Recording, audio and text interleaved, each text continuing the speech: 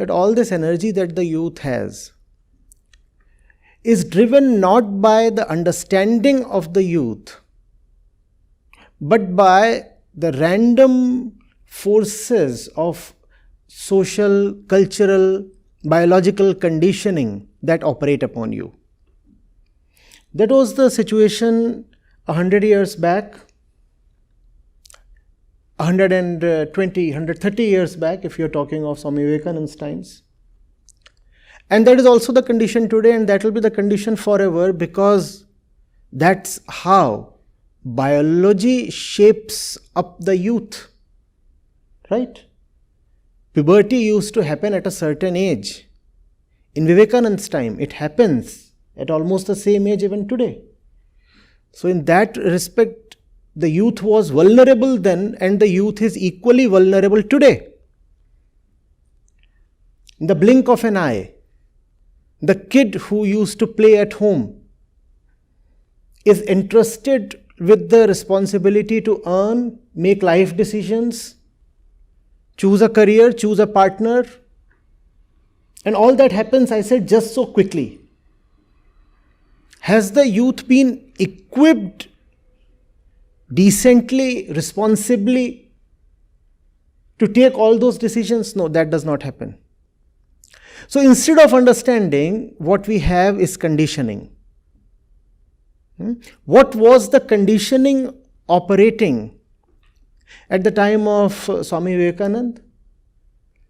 The conditioning was twofold. Biologically, in the physical sense, the youth of that time was not quite strong. And mentally, the youth had been conditioned to believe that life is all about weakness and misery and defeat and subjugation. The genius of that monk lies in challenging both these conditionings. He said, first of all, you need to be physically strong. If you are little and weak and sick all the time, then there is not much that life can offer you. He said, strength must be the first quality, and weakness must be considered as the foremost problem, even the first sin.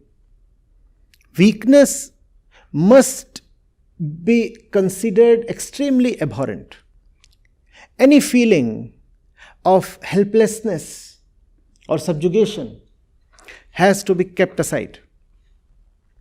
So he said those things, but if you see what he was challenging, he was not really challenging weakness, he was challenging conditioning. It's just that in those times, conditioning expressed itself as weakness.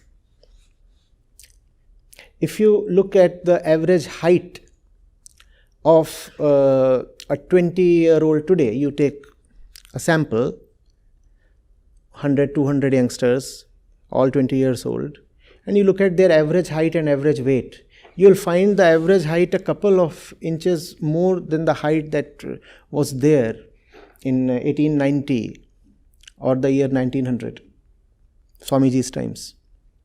Similarly, weight. You all have gained in weight. The youth of that time was quite emaciated.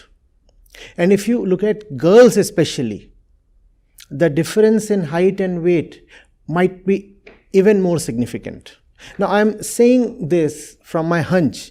You can corroborate the data from wherever it is available, if at all it is available. I think the data will validate what I am saying. So there was a lot of weakness at that time, and poverty, and subjugation. India had simply been crushed and trampled over. And there was so much illiteracy.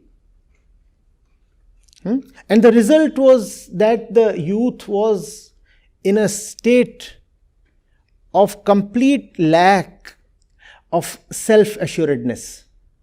Instead, what the youth had come to believe was that misery, defeat, weakness, surrender, meekness is the only and inevitable way of life. Just bow down. Bow down to life, bow down to oppressors, bow down to poverty, bow down to ignorance, lack of knowledge, bow down to all the random forces of situations that hit a human being. Swamiji said, no. That's not the truth. That's simply the way you are conditioned. Mind you, that's not the truth. That's simply the way you are conditioned. So, it is important to remember that the central work of Vivekananda was not really against just weakness or ignorance or whatever. It was against conditioning. It's just that conditioning expressed itself at that time as weakness and illiteracy and helplessness and ignorance, right?